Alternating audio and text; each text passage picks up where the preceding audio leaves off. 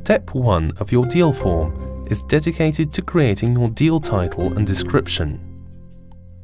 We start off with the deal type. Now there are 5 deal types: services, travel, products, home and auto, and entertainment and hobby. If you are not sure which one you should choose the one that seems the most appropriate to you, and our merchant administrators might revise it later to make sure that your deal gets the right positioning. Next, you need to choose your deal category.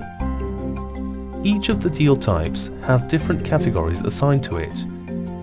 So if you're not finding what you're looking for, just choose Other and the merchant administrators might revise it later. Deal description. Just a little tip on it.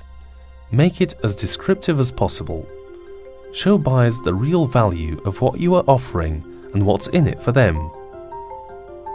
In the terms and conditions, you will see a few checkboxes with the preset terms of use that might come in handy when you are setting your own conditions of use for the service or product you are promoting. Those can vary from have a paper copy of the deal coupon upon visiting the location to please contact our office before ordering to make sure that we have your service or product in stock. Terms and conditions will appear in the detailed page of your deal promotion as coupon terms of use.